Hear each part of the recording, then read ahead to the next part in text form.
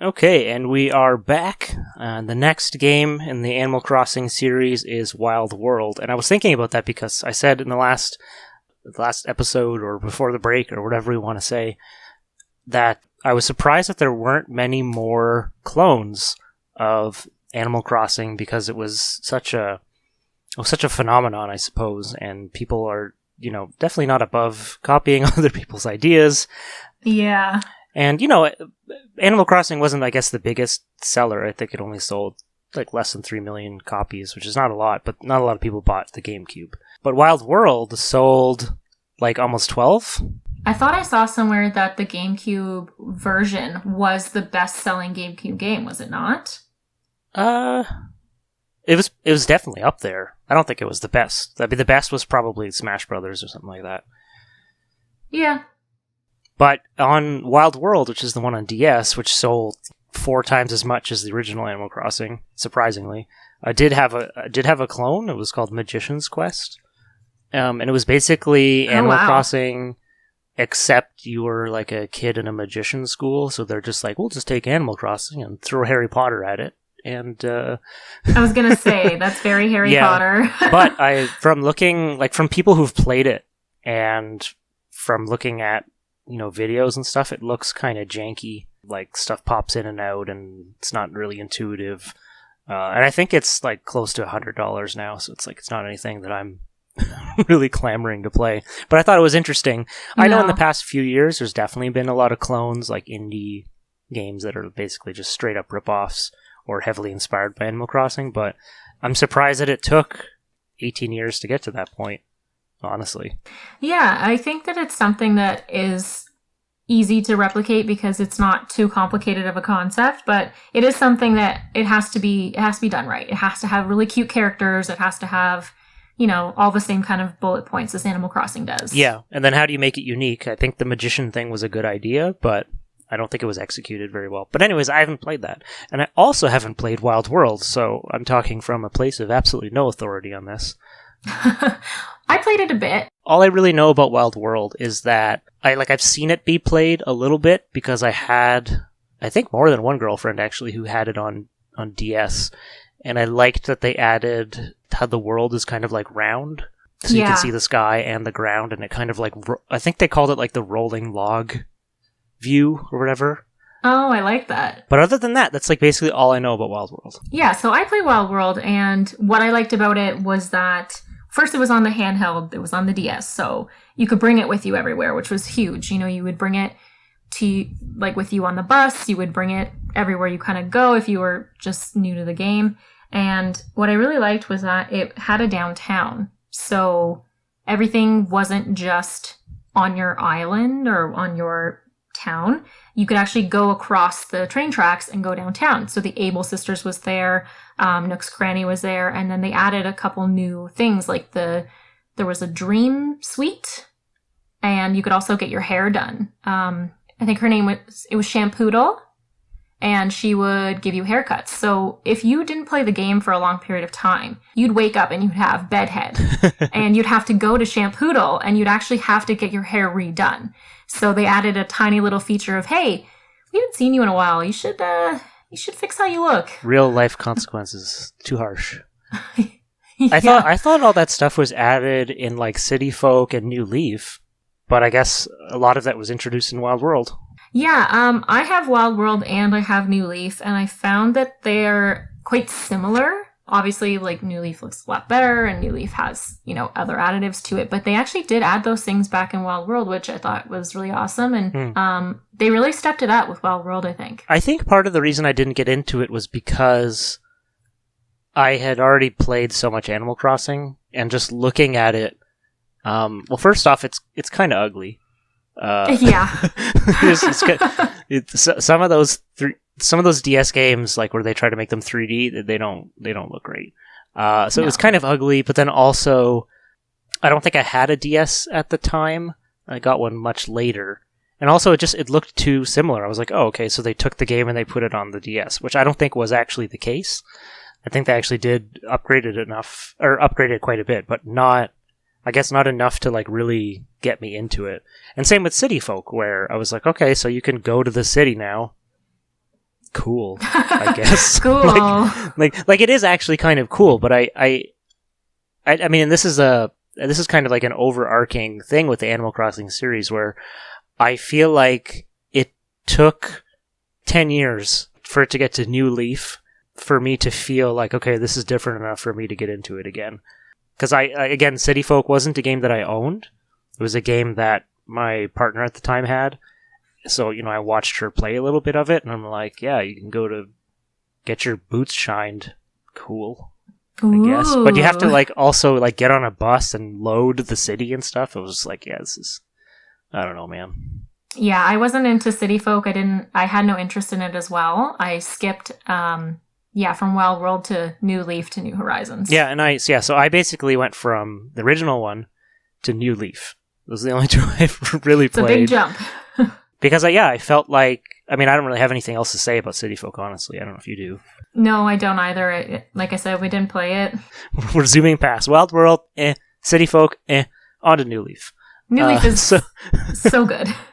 So New Leaf is really good. I felt like they added enough new features that got me interested in it. But also the 3DS, maybe this was just part of being part of the quote-unquote YouTube gaming community, but I felt like they were really into the 3DS. Like when Mario Kart 7 came out, there were tournaments that YouTubers would play together and stuff. Back on, before Twitch was Twitch, it was Justin.tv. I don't know if you remember that. I don't know. Yeah, it went through a couple name changes, but yeah, people were really into, when Animal Crossing was coming out, a lot of friends that I had online and YouTubers were like, yeah, we're definitely going to get this, and we're going to visit each other's towns, and we'll have meetups and stuff like that. So there was a bit of a hype, at least in my life, regarding it. So that kind of got me into it as well. I actually really enjoyed New Leaf. My problem with it is that a lot of the new features take way too long to unlock. Yeah. Or to accomplish. I checked. I've played 155 hours of New Leaf, which is, compared to what some people have played with Animal Crossing, that's not much. For me, that's a lot for a single game. Yeah. If I break 50 hours in a game, that's usually pretty rare.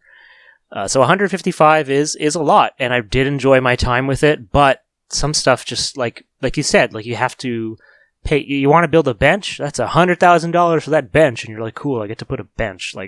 I was really excited about the concept of being the mayor, but I felt like you're not really much of a mayor. All you do is choose where you want to build a lamppost or something, Yeah, and you're the one who has to pay for everything. The villagers, they barely help you with the public works projects. So the mayor, you're like, yeah, I decide where public works projects go, and that's about it. Yeah, and so I was kind of disappointed in that because I don't think my Dream Suite's even completed. And I've played 155 hours and I haven't made enough bells to pay off getting all the places like the coffee shop or whatever. Oh yeah, the coffee shop. I wasn't big into that, honestly. I don't know. There's nothing to do. Yeah, I wasn't one to go online and try to find out every villager's favorite coffee order. I didn't care enough to do that. I was just more into, getting the fossils every day and trying to complete the museum. And I really liked the aspect of the island and the fact that when you went to the island, you could get different bugs and sharks. Sharks was the main reason to go to the island, especially at night. What do you mean get people's favorite coffee? You had to do different coffee orders for the villagers. Yeah, but okay, so if I know that Bruce likes a mocha, what does that do for me? I honestly don't remember because I didn't go into the coffee shop. I went in and I had a cup of coffee and Brewster gives you it and, it's hot and you drink it and then he kind of brushes you off and you move on. It wasn't fun or interactive for me, it wasn't engaging. Mm-hmm. So I kind of just moved on, but I did see that online you could find out your favorite villager's favorite coffee order. And yeah, I just moved on from that. I was more focused on the different things that New Leaf had, like the island, and later on you got that little free expansion where there was a campsite attached to your town, and although there wasn't much to do with that either, it was kind of fun that they added something to the game later on. I'm looking at my guide right now because I bought. It's not really a guide. It's was it Carrie? Who did the drawings in this? Yeah, Carrie Fry. did this book, which is, pretty decent. It's like 250 pages of watercolors it's kind of like a player's guide, except it's really cute. So, they'll show you all the villagers and like their types, but she redrew like all their faces and stuff. So it's a really neat, it's kind of like a player's guide, but also you could just use that as an art book. But in here, it does mention that stuff about the cafe. So maybe you can actually work in the cafe. I think so. Even 155 hours in, I didn't know that. Which to me is too long to find something like that out. And also, I remember this, you can't swim right away. No. You have to get like the scuba suit. Yeah.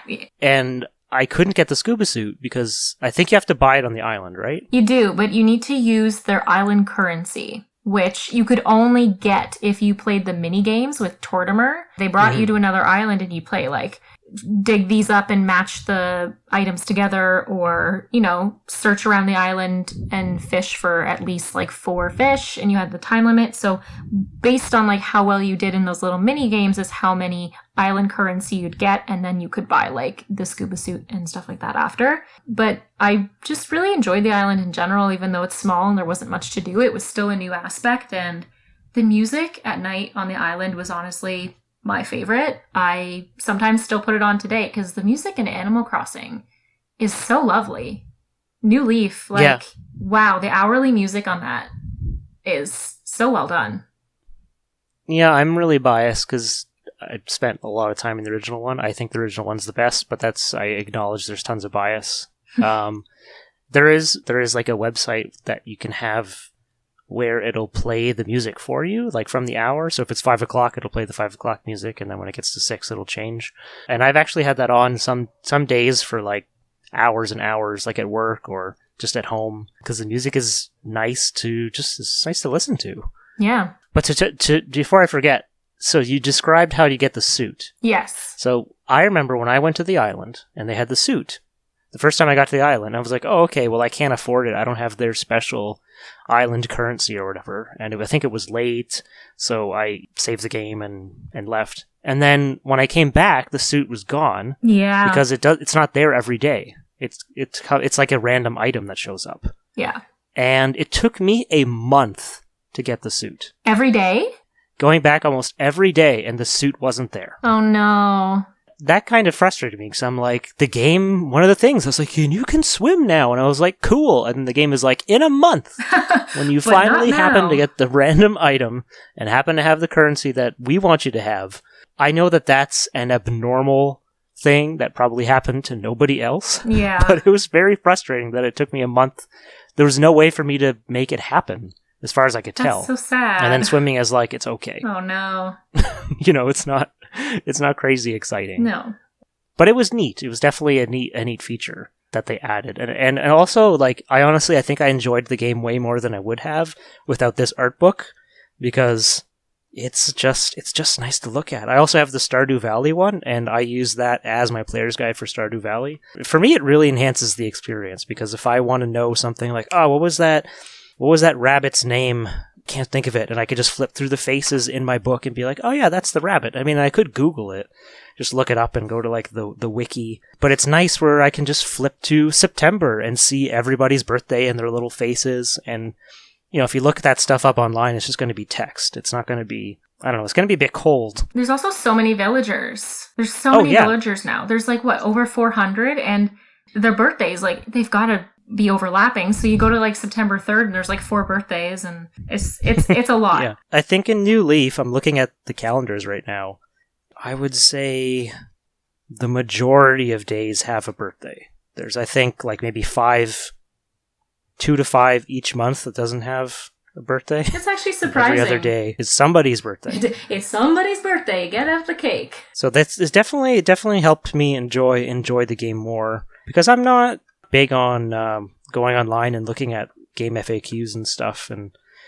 especially for something like Animal Crossing, it's nice for stuff to just show up, and you're like, oh, I didn't know you could do that. And maybe that's partially why I haven't accomplished a lot in the game, like how I didn't know that you can work at the cafes, because I didn't happen to look at that part. It wasn't a goal for me. The goal for me was just to enjoy stuff and make money and build the cafe and build other things. And yeah. But I definitely enjoyed it a lot. I feel as though it still was just a little bit.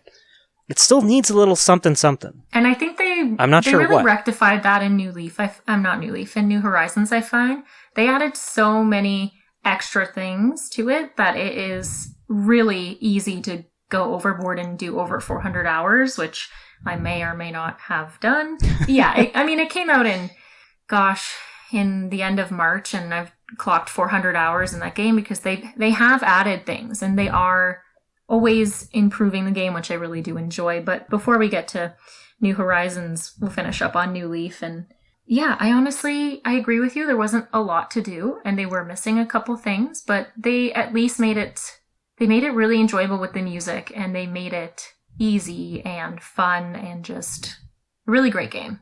I mean, I might be being a little bit unfair because they do definitely improve some features like I mentioned earlier. Yeah, you can store more than 3 items in a cabinet, and like the user interface gets better, graphics get a little bit better every time, but it's just, for me, it's not enough. And I think part of it is because the first Animal Crossing game was really simple, but it was very fresh and unique, and that's what kept that game going for me, was the uniqueness and the freshness.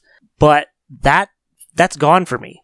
I can't play Animal Crossing again for the first time. I can't get that sense of wonder and freshness and figuring out the little secrets and, we control your umbrella and that stuff I can't re-experience after the first time.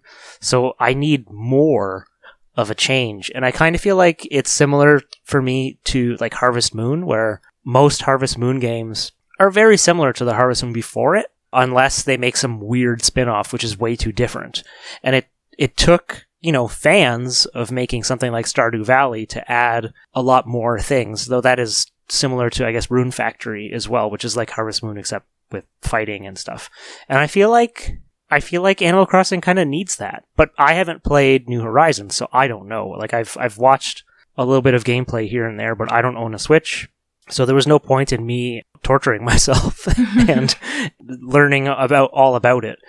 Especially because Animal Crossing, or New Horizons, it was a phenomenon. Oh, yeah. Because it showed up, around March, at the beginning of the pandemic. And I try not to bring up, current events in these episodes, but I think that's definitely a big part of Animal Crossing's history now with New Horizons, where a lot of people suddenly found themselves with lots of time, and lots of extra time they didn't have before, and also needing comfort. Yeah. And I think because of that, if New Horizons came out 2023 or 2018, I feel like it would have been an entirely different thing, whereas everybody was playing New Horizons in March or April or May, and everyone was constantly talking about it, and I was just here I'm gonna play New Leaf.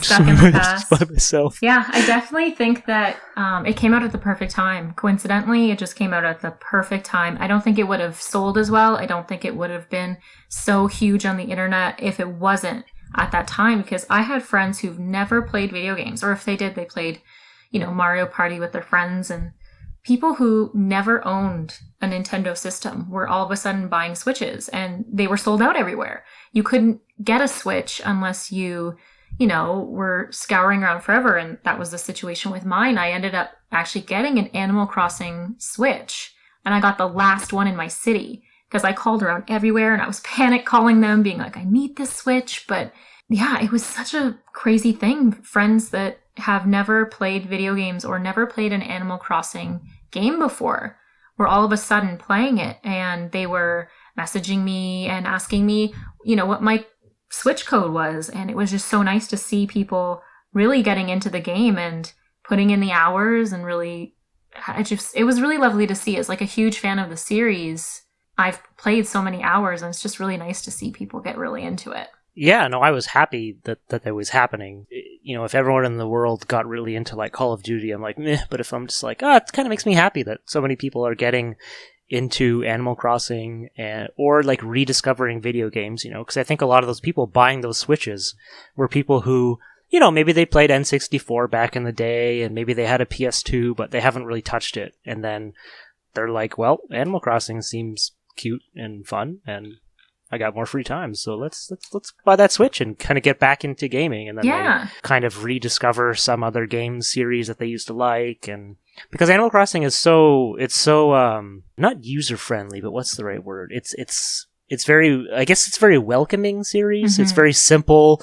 They don't ask a lot of you. You don't have to do anything quickly, because I find that that's a big thing with people who aren't very familiar with video games, where, you pick up The Last of Us and you're like, here, play The Last of Us. It looks great. And then they're holding this controller with all these buttons, and they have to constantly remember, okay, the left stick does this, the right button does that. And also, if you don't do it right now, you're going to get eaten and die. It's very discouraging. So they get stressed out. They get frustrated, but then you give them a Switch and you're like, here's Animal Crossing.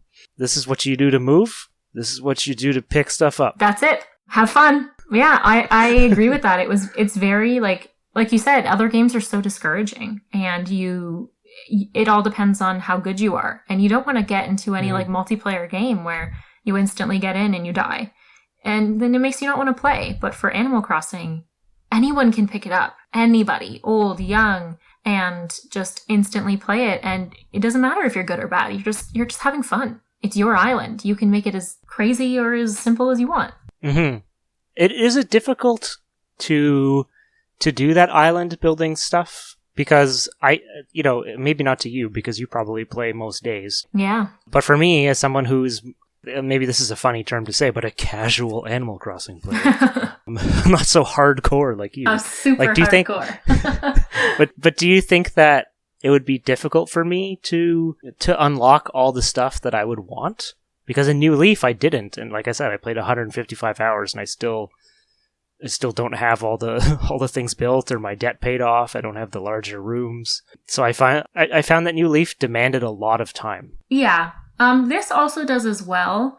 Like I said, it was more to do. It's an expansion on New Leaf, so they definitely did add more aspects to it. But I mean, it's more seasonal. They really made it super seasonal, like the fish, the bugs, the underwater creatures that you can get when you go diving. It's all, you can only get this in the month of January to March at nighttime. So you kind of have to play in that real world time unless you go forwards or backwards. But I never skip time. So it's very much like I missed out on catching one bug in March. And I waited almost a year just to get that bug. And I feel like if you're a casual player like yourself, when you get into New Horizons, it's so easy to get things. Like, you have lots of money, you have lots of things to do. They do add a lot of new things, which is nice. When it was fall, you could get mushrooms and then have mushroom recipes. And when you transitioned into November, the leaves started falling from the trees. So you'd catch the leaves and you'd make leaf recipes. And then snowflakes fall, you have snowflake recipes, and they always kept adding a little bit more as your time went, so there was always something new to find, new to collect, and new to craft. But it's not too crazy where, like, there's a coffee shop that you have to, learn everyone's coffee orders from. There actually is no coffee shop in this game, but I know, they got rid of it. As much as I gave, I was down on the coffee shop, I actually really like the sound design where you walk in and sit down and he gives you the little cup on the saucer and goes tink, and then you drink it. Yeah. It costs you 200 bells just to hear a nice noise. Worth it.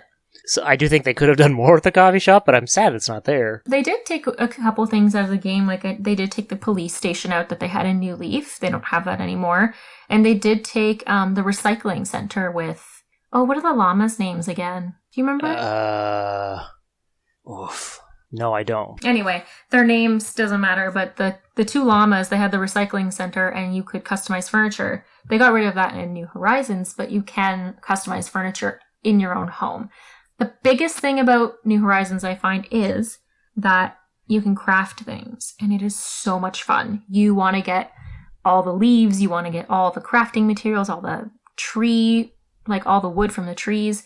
You're really out there collecting all of these materials, which does take up some time, which is nice, more gameplay.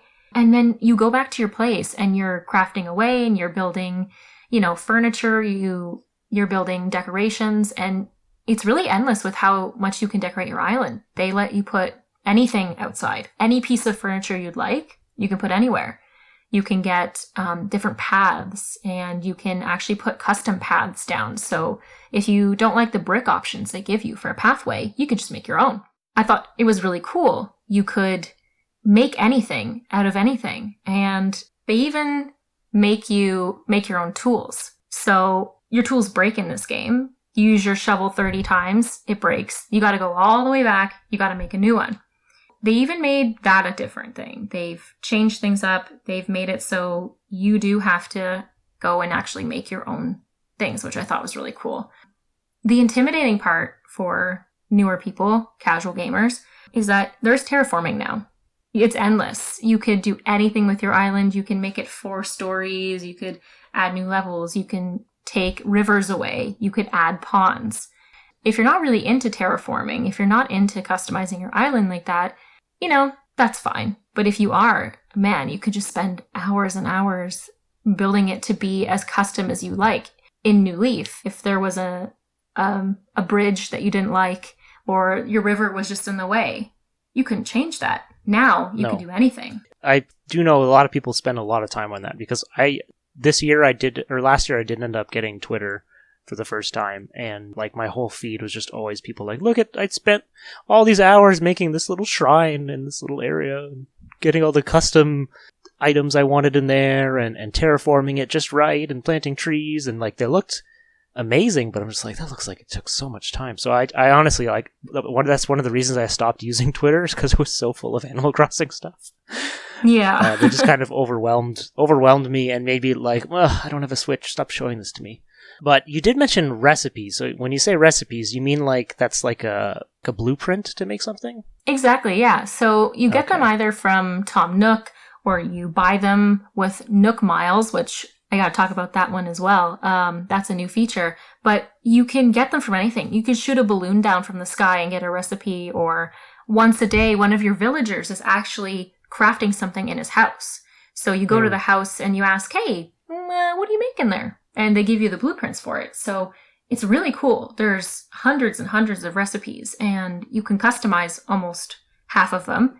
So if you make a bench and it's a really cool looking bench and you don't like the color, you can go and customize it. So different colors, different patterns, different ways to do this. And it's so great. They really made your island able to be so like specific to your likes and very unique. I see, when you're saying all this stuff, I'm like, I feel like they could have had that a long time ago. Like, I feel like these are all obvious things that they could have done a long time ago. It's kind of how, like, in the Pokemon series, it took them like so many games just to be able to move diagonally. Oh, yeah. Like, you could have done that 10 years ago, Game Freak. You could have, like, what took you so long? Yeah. When you're saying all these things like, terraforming and recipes for this and that, I'm like, I feel like that could have been in New Leaf, or at the very least. You are kind of making it sound like Minecraft, honestly. You go and you punch your tree and you get your wood, and then you use that to make an axe, and then collect the things to craft a table. Yeah, it's very resource gathering, this game. It's like, they really made it be, you have to do all the work.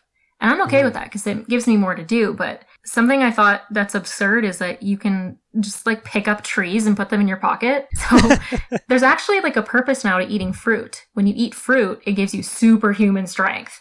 And you're now able to lift full-grown trees out of the ground and just shove them in your pocket. Bring them anywhere and put them wherever you want. Eat fruit, kids. Makes you strong.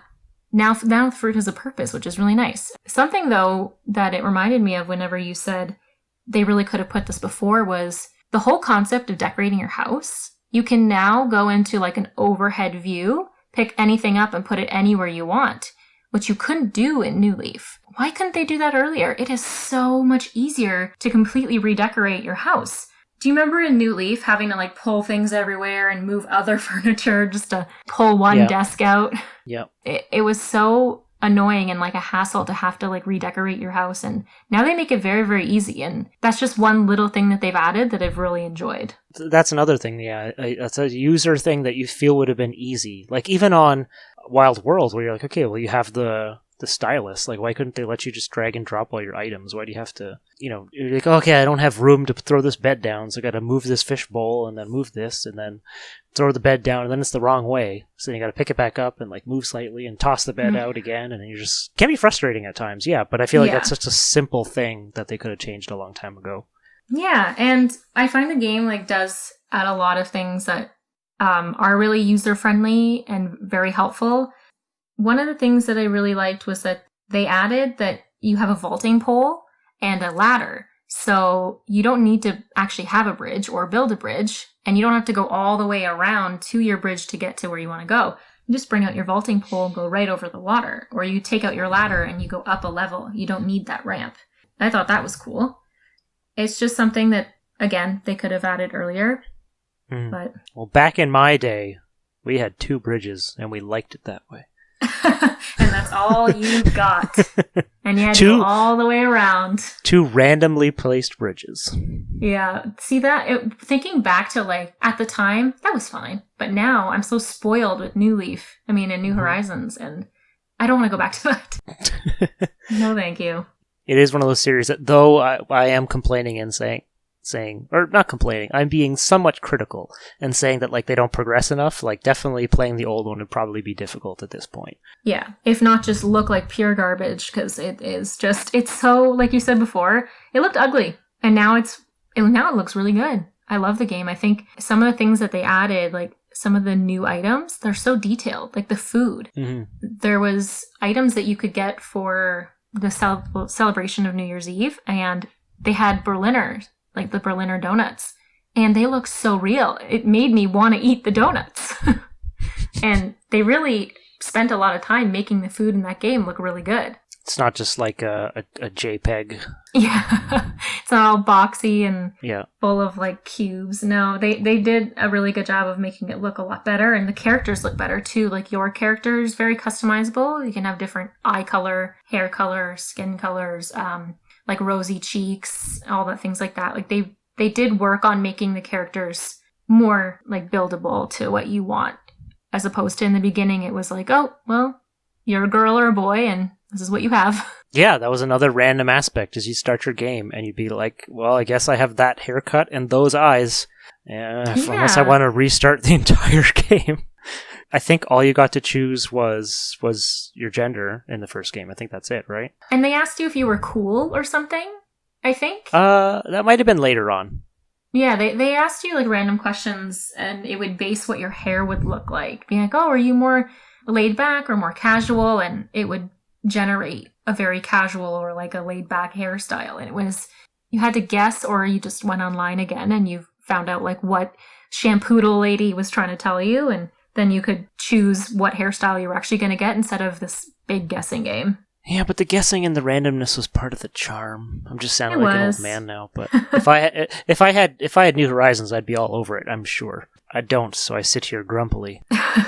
The game is more about tasks than anything, I find. They really made this one task oriented. Like I said before, they have the Nook Miles, and you have the daily Nook Miles, the daily tasks. You have like a couple that are double points, a couple that are just regular points, and then there's the long-term ones. Like, even falling in a pitfall, you get miles for. I do not like this. You don't? No, because like I said, I do like goals are fine, but I think at Animal Crossing's core, the goals have to be like basically 100% optional. And I feel like if they're encouraging you to come back every day, then I wouldn't be turning on Animal Crossing every day because I want to. I'd be turning it on every day because I want to get those miles. Like how it sounds like they added some like mobile game elements in it. They did, yeah. Like you carry around a little phone and you have to like open it and collect your miles that you get. But there's also shopping. There's a shopping experience too.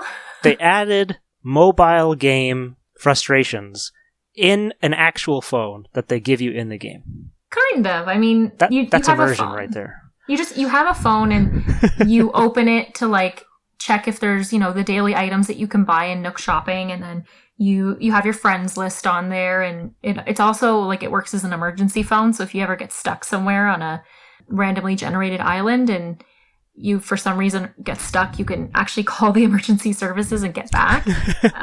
It's kind of nice. That is probably a risk with all the terraforming you can do. You can probably like literally put yourself in a corner or dig yourself in a hole. Yeah, luckily I've never done that and I've never needed the emergency services, but I think it was, just this cute little thing that they put on the phone. But the phone is nice. You don't have to go somewhere to like a kiosk or always go to your town hall to do something. You can just take your phone out and then right there is all your Nook miles, all your daily tasks and all your patterns even for clothing. They're all in your phone. So they did make it very 21st century. All right. Adding a cell phone in there. All right. I know. You're more old school. Hey, I had a cell phone in Pokemon Silver, so... Ooh, we gotta call the bikers. Call the biker on Route 4 and fight him again. And occasionally your mom will call you. Oh, yeah, that was so sweet. I like that. See, like, I find people who like Animal Crossing also enjoy Pokemon. It's just like a lovely little friendship between those two games. Like, I love that. I love talking to people about both of those games. They need to make a crossover. Pokemon. That would be weird. Pokemon Island. What would that even... Pokemon Island. I don't know what that would even entail, but anyway, I really like New Leaf. I think it's a really wonderful game, and I think the fact that everyone had a lot of time off to play it was this kind of like perfect little moment in time. I don't think that'll ever happen again. New Horizons, you mean? Oh, sorry, yeah. It's very confusing that they named one New Leaf and one New Horizons. Yeah, and Why did they do that to me? Up until like yesterday, I thought it was Wide World, like, the wide world of Animal Crossing, but it's Wild World. Oh, no. No, they named it almost the same, and it's very confusing. But yeah, New Horizons is, it was a special place in time that you could just play it for hours and hours a day, and you went on Twitter and everyone else was talking about it, and it was lovely.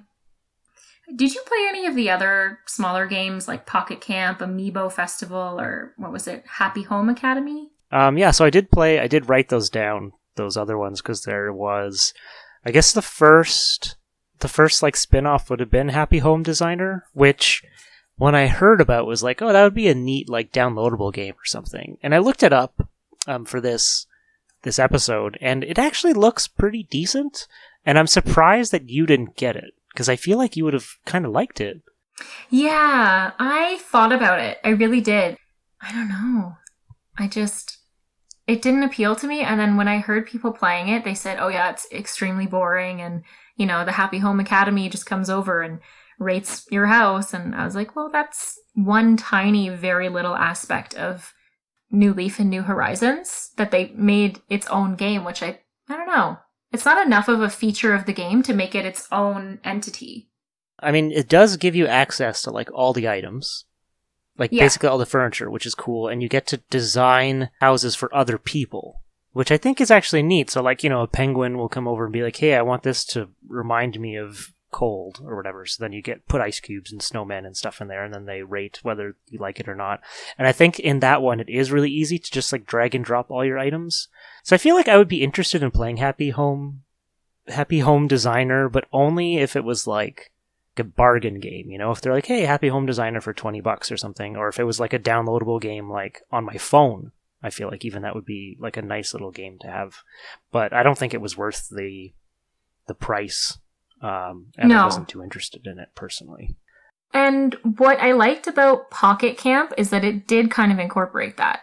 So that's, I think, where they kind of made up for it, is in Pocket Camp, there is a Happy Home Designer aspect in it, and you get to actually put furniture that has to do, like it's the same color or it's in the same category, and then you get points for that. See, that's how they did it right. Making it its own game, I think, was not a good idea.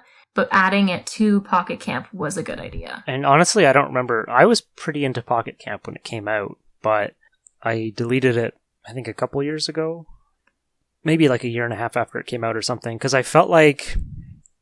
I mean, I don't really remember much about it other than you buy stuff and upgrade your campsite, and then new people would show up, and it's just like... It's a mobile game. So it has timed goals, and it's designed to keep you coming back.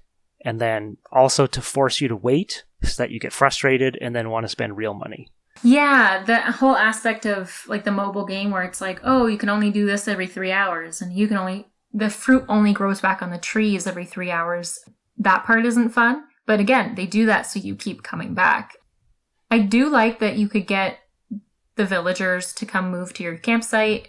You know, you went to different places like the riverfront, the island, the forest, and there was different villagers there randomly generated that you could be friends with, do tasks for, give them items, and then ask them to move in. I just find that it was, it made you only able to do a certain amount of things when you opened it, and then you had to stop and then come back. Yeah, and that's a mobile game. That's how they're designed, and I was just like, I realized that I was just doing it to do it. I wasn't doing it because I was enjoying it. Yeah, it passes the time. Yeah, like the other Nintendo like phone games, you have to be online for it, and I don't really have a lot of data, so like I wouldn't like play on the bus. It's something that like I would play at home, but then I'm like, well, if I'm already home, you could be playing anything else. Yeah, I might as well just play like New Leaf or like play the original, you know? Yeah, and I agree. It was something that you picked up just because you were bored, and it did have a couple new aspects, but nothing too crazy. I think, honestly, my favorite part about it was just that you could have villagers stay at your place, and they were just like really cute, and they gave good conversation, and they said more that they did in like previous games, and it was just nice to have your favorite villagers there. And I definitely had my favorites that I coerced to stay at my campsite. No, I did too. I was into it at the beginning, but then it just kind of became a thing to do, you know. Yeah, fizzles away. Like most mobile games. Mm-hmm. It had its time. I don't have it on my phone either, and when I did, I opened it just out of boredom, but it was fun. It had its purpose. And Amiibo Festival was special. So I think Happy Home Designer was in part designed to sell Amiibo cards, which for people who don't know, act like Amiibo, where you tap them onto your game system and then you can upload data, but they're like playing cards. So they're just like thick cardboard cards that you use. You don't have to buy a whole Amiibo. And they had, I think, hundreds of them, like of different characters and different items. So I think that game was in part made to sell those. Amiibo Festival was made, I think, largely to sell Amiibo, but then also to sell more of those cards. Like, I don't know how it was where you were, but where I was living, you would walk into like a Walmart or a Toys R Us or something. Yeah, and there would be like an entire wall of Animal Crossing Amiibo that nobody wanted. Yeah, they only wanted like the llamas because they were more rare, but nobody wanted like any of the Animal Crossing Amiibos. They wanted all like the Mario ones. And I think that, you know, Nintendo, I mean, this could be me being cynical, but I feel as though they made Amiibo, which was a bit of a gamble, and then it really took off. And then they're like, well, we haven't made an Animal Crossing game in a while. We had this idea for a little board game or something. Why don't we just make that, and then we'll sell tons of Amiibo. Yeah. Tons of Animal Crossing Amiibo. People love Animal Crossing. And nobody really wanted them. Like, I have a number of them. I do. I have, but they're like the classic characters. So I have KK and one of the Able sisters and Tom Nook and Blathers and Mr. Rossetti. But I think all of those were like $5, except for I think the KK Slider one was in a 3-pack with the 2 llamas, and I sold the 2 llamas because I didn't like them. No, those are cute. They're so cute. You can only have so many Amiibo. I think they're alpaca, actually, now that I think about it. Oh, yeah, you might be right. I think that his name is Cyrus. Now I remember that, but I don't remember her name. I didn't really interact with them in New Leaf or do anything with them, really, as cute as they are. An Amiibo Festival came with 2 Amiibo, too. It came with... Did it come with Isabelle? I think it came with Isabelle and Digby. Okay. And so here's was my justification for buying it. I know that this, like, I know in the States, like, games go down really cheap and have crazy deals all the time. Mm-hmm. But this is probably the craziest deal I've ever had gaming-wise, was like I was at Walmart and they had Amiibo Festival for like $4.99. Wow. So it's a game and 2 Amiibo for $5. And usually you're lucky in Canada to get a deal on a newish game that's like, oh, it's 15% off. Yeah, that's really unheard of. Yeah, it's crazy. So I was like, well, you know what? I'll take the risk for $5. And then what I ended up doing was just selling the 2 Amiibo because I didn't want them. And then I actually made money. Nice. Take that. The way that it's built is there's a bunch of mini games. Some of them you have to buy the Amiibo cards for. The game comes with 3 Amiibo cards. But some of the games you need like 6. So you have to go and buy more, which I haven't done. The mini games are like, there's like a whack-a-mole kind of thing. Okay. And then what you do is like you take the cards and you tap them on your controller, and then you're like, oh, this card is for left, this one's for right. So it's kind of like stressful. But there's one mini game that's pretty decent where you're on a deserted island and it's all hidden and it's broken up into hexagons, and then your goal is to explore the island with your characters and then make sure you get enough food from trees so you can survive, and then also collect items to build a raft to be able to get off. So it's pretty simple, but it's actually not too bad. But the main, I guess, attraction is basically like a really, really simple board game where it's broken up into real world months. So, if I were to play today, it would be the month that it is right now. So it would be January 2021. And you'd go through the days, and on Sundays, is it Joan? Or what's her name? The person who sells you the turnips. Yeah, her name's Joan. Okay. So she would come and say like, hey, I'm selling selling turnips at like 81 per 10 or something. So you'd buy a bunch of turnips, and then at the end of the week, if you haven't sold them, you have to sell them. Yeah. And then your goal is to buy them for low and sell them for high. It's basically like it's a stock market, right? And you have to sell them every week. And then you have negative spaces and positive spaces, and the negative spaces and positive spaces could either give you happy points or take them away, or give you bells or take them away. That by itself isn't bad. No, it's very Mario Party. When you land on a space and something good or bad happens, so you land on a space and it's just like, oh, I was singing a song and somebody thought I was busking and gave me 100 bells. Yay! And then you get like 100 bells and like some happy points. And you land on the negative one and it's like, oh, I baked too much cake and I ate it all. Now my stomach hurts. Lose 5 happy points. Very real. Right? Kind of cute stuff. Gets creative and cute. But the problem is you have to watch everybody's, not just yours. So if I'm playing alone, which is the only way I've played it, there's 3 computers, and I have to sit here and click through the computer's turns. Oh, that's so annoying. So, like, it ends up being a very, very slow game, to the point where the only time I play is like when I'm like folding laundry or something, where I just have to occasionally reach over and tap it until it's my turn. Yeah. I think that if they would have had it fast forward, or like, you don't have to watch the other players' turns, then it would have actually been pretty decent. Because if I'm playing with 4 humans, or like 3 other humans or 3 computers, it's still going to take me the same amount of time. Like, it's pretty frustrating. Yeah. So I think that if they would have done that, it would have been decent. Because the thing is if they land in a negative space and they get -2 happy points, that's all that matters. It doesn't matter that it's because he broke his radio or that his neighbor's mad at him, right? Like, I don't care about that.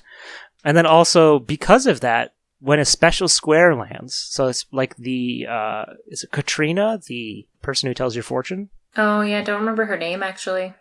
I think it might be Katrina. She'll show up and be like, oh, all the negative spaces are now Katrina spaces. And then you land on her space and she's like, hey, it's me. Do you want to do this thing and play this game and buy this card and blah, blah, blah? I'm going to do a chant. Me, me, me, mata, me, me, me, mata, me, me, mata. And then like, I have to listen to that every time someone lands on it. Oh, not no. when it's even just mine. That's another part of the frustration with it. But I think if they would have just kept it simple and given you more options, it would have actually been kind of decent. Like, I think it's a good game for like kids. Yeah. It's definitely not made for, someone in their 30s playing this alone. It's meant for somebody to be playing it with kids and having the fun of like tapping your amiibo when it's your turn to like shake your dice. Like, I think that was the point of it. And another issue, I guess, sometimes it's just random as heck. A few games ago I was playing, I landed on a space and it was like, oh, something good happened. You sold a song to the radio station. Here's 2,000 bells. So random. And I was like, wow, 2,000, that's great. And then the computer landed on his base and got 90,000 bells. What? Which sometime you don't even end the game with that many bells. So he won. Of course. Like on his last turn, he just got 90,000 bells and won. And was like, this is just... That's ridiculous. It's ridiculous. Yeah. I'm not really selling anyone on this game, but if you have kids, they might like it. And I think it's okay as a game to have in the background as you're doing something else. So it's worth the $5 range. Yeah, if you find it for $5 and then can sell the amiibo and make more money, then it's worth it. But other than that, it's a no for you. It's a no for me, dog.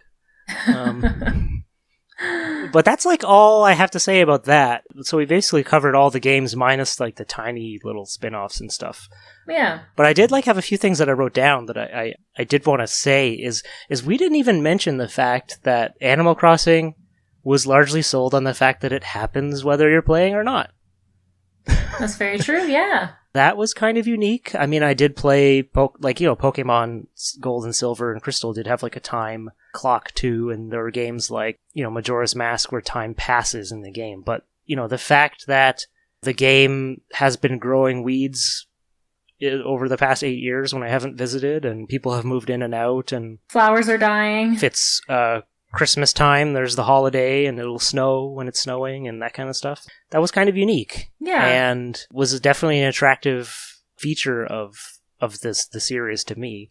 I liked that there were seasons. Like, the seasons were great. Yeah, the seasons were great. Except for the fact that, sometimes it's like, it's fall in the game, and you're like, I really wish it was spring, so I could catch that jellyfish or whatever, so I guess I'll be back in 4 months. At least it lets you skip time, which if you don't want to wait, you do have that option, but me as like, I like to think of myself as a Animal Crossing purist. I don't want to ever skip time, I just want to be in the actual time that it is, and I will stay up late if a bug only comes after 11 p.m., I will wait for that bug after 11 p.m. It's all in the fun of the game. Yeah, I think that's honestly the way to do it. And also, I was remembering later on that when he mentioned the island from New Leaf, I was like, oh yeah, they had like the island in the original one where you'd hook up your Game Boy Advance and you could get lots of money that way. There's like money tricks you can do, I think by planting money trees or something. And you have the captain sings you his cucumber song and stuff. Oh, the captain, yeah. He was great. Captains, yeah, then that's like another thing. Like, a lot of people learned about tanukis and kappas, like, from Animal Crossing. Like, it still has very Japanese roots, I feel. Yeah, and... Even though in the original Animal Crossing, they call Tom Nook a raccoon when he's a tanuki. But... Yeah. Well, because I feel like if they called him a tanuki, most people in, like, North America wouldn't understand unless they knew the correlation between that. But I do like how they just couldn't handle it. I do like how they had some Japanese features. Like, they do have cherry blossom trees, and for that 2 weeks of time where it would actually happen, I believe in April, they do actually have like a cherry blossom kind of festival in the game, which I really liked. So they do have those aspects that we don't have cherry blossom trees here in North America, but I like how they added that. Well, they're not very common. Definitely not. Like, there's definitely tons like around Vancouver, but I've never seen them. In the frozen wasteland that is the rest of Canada, there's not too many cherry blossoms. No, yeah, there's not too many cherry blossoms. But yeah, they do have like the holidays that they tried to make, I think, as international as possible. Like Christmas is Toy Day. Yeah, I think they'll have some sort of Thanksgiving, but they don't call it that. They call it all something different so that as many people can enjoy it as possible, I think. Yeah, I don't think they want to offend anybody. They're like, hey, it's Easter, so we're just going to call it Egg Day. I mean, that's all people care about anyways, is eggs and chocolate. Yeah, eggs, the chocolates. Oh my gosh, but that bunny, he's terrifying. Zipper? He is creepy, yeah. He is creepy. Yeah. I've seen some other YouTubers mention the lore behind who they think he is, and that there's this big conspiracy that he's actually like a man in a zippered up costume, and it is so fun to watch those videos, but the more you listen to them, the more you're like, wow, Zipper is a very creepy character who's not like any of the other ones. Do you remember that one character from the original one that doesn't have a face? Yes, and like the coconut looking one, what's his name? He looks like a coconut. He's just like two round eyes and a round mouth, and he's like very he like you stare into his soul. It's very creepy. They definitely added some like weird ones in there. Yeah, there's weird characters that look like there's like robots, and ones that are like an acorn man and a pumpkin head guy, and just like, to me that also feels kind of Japanese. where, things have spirits. It reminds me a little bit of a game called Tulip on the PS2, where your goal is to kiss everyone in town so you can be the best at kissing and kiss the girl that you like.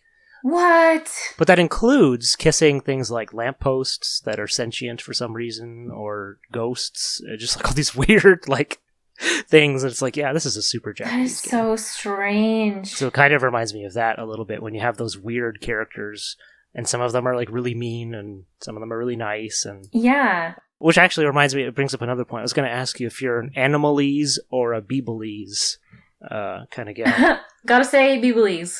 I don't know why. The way that they talk is so funny. I think in the original one I switched back and forth a lot. Yeah. Because I would get annoyed with both of them. There's just one was a favorite, and once you start hearing one, you switch to the other. I feel like it feels off, like it sounds like it's wrong. But I do enjoy the way they talk.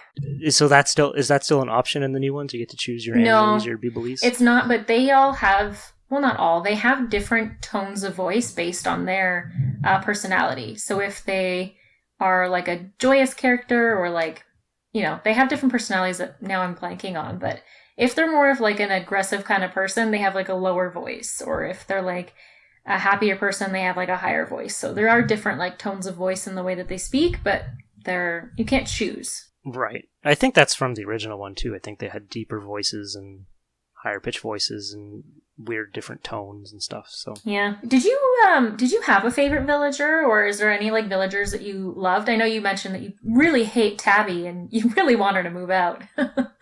Yeah, I made a list and I wrote down least favorite villagers, Tabby, never left. And then but the ones that I really liked, I like Tangy, who's like the cat whose head is an orange. Love Tangy. I like Snake, yeah, who's the ninja rabbit. I like Ribot, who's the robot frog. Classic. And I like most of the ducks, like Drake, who's a mallard, and Scoot and Weber. Like the ducks. I like the ducks. And I like any of them that are French. Like there's like the Gaston and Pepe, all these like weird French like bunnies and ducks and stuff. Yeah. I don't know. I find them funny just because they're French. I like the ducks as well. I feel like they're so short and small and cute. And Drake was one of the ones I had in Wild World and New Leaf. So when I got him in New Horizons, I was like, oh my gosh, you're here. Like you kind of have the favorites that when they show up, you're like, you're coming to my island. I think my favorites are all the fruit ones, like Tangy, Apple, adorable, Ketchup, super cute. Oh yeah. Ketchup the duck. He's like a tomato head or something. Yeah, right? like all the food ones were always like a home run for me.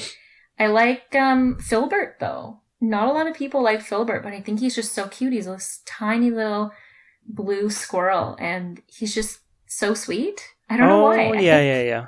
I think it's because I had him like in the very first game that I played. I think I had Filbert, and every game I played after that, he's a very common character. He's like one of the starter characters in Pocket Camp. So whenever I found him, I always scooped him up. Just come here, move here, stay with me. Yeah.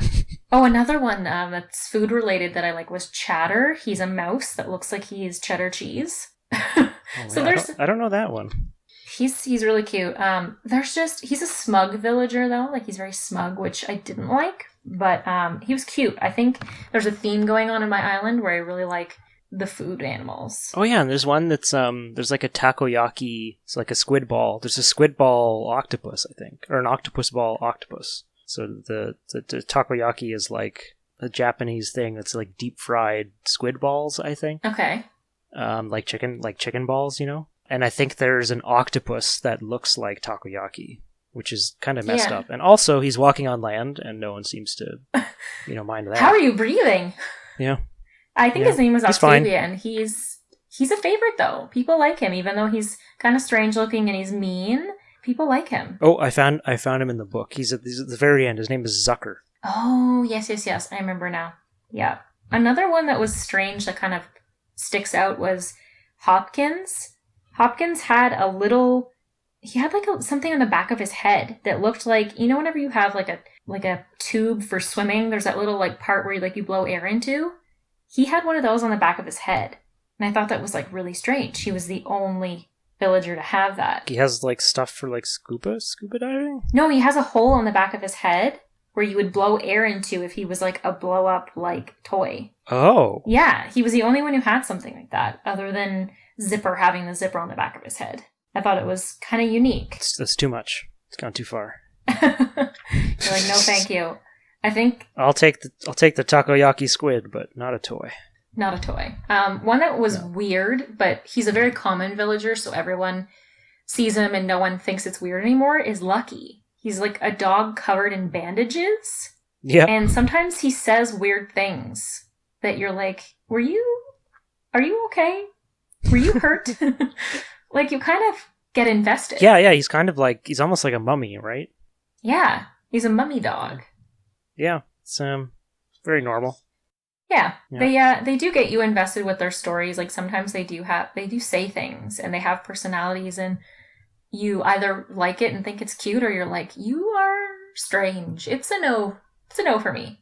You're not staying at my island. Yeah, it's funny how we get attached to these characters, even though technically their dialogue might not be too unique, because, you know, like, a lot of the characters are just, they're slotted into like, oh, you're a fancy character or you're a sporty character or whatever, but we still get attached to them regardless. Yeah, it's all in the charm of the game. I think it gives you characters that are lovable. It gives you cute items. It gives you like that sense of customization. It has all those little points that really give you the feels. I find it's just a game that makes you happy, and I'll always be nostalgic about it, about like the past ones, and I'll continue to buy any game that the franchise puts out. In the main series, yeah. Yeah, I will give you my money. Just put out games. Well, if you don't have anything else to say about Animal Crossing as a whole, I think that was a good sentiment to end on. Yeah, I think it's a wrap. I have similar feelings. I think that Animal Crossing it's charming as heck. I still think it's unique and holds a special place in a lot of people's hearts. And I think even though I'm not, you know, actively buying games in the series anymore, it does actually make me happy that Animal Crossing is a thing, and that a lot of people are really into it. Like, I think the gaming world is better off with Animal Crossing as a part of it. Yeah, it's this year has really proven that. It's proven that Animal Crossing has its place, and it has its fan base, and it's playable by all. It's special, and it's great. So I think we'll end there. I'll just say thanks again for joining me. I'm glad we finally did this. You know, it just took like a decade to... Yeah, thanks for having me. I'm super happy. I'm glad to be here. We'll have another chat in 2031. Yeah, see you then. See you then. All right, this has been SilverMongooseVideos. And remember, classic gaming never gets old.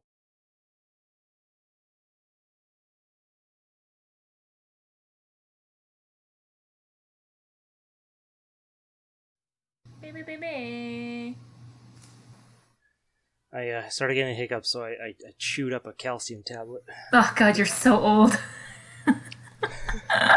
The thing is, if you just take it, it doesn't work fast enough, so I chewed it up in my mouth. It tastes great. It's like eating chalk. We love that.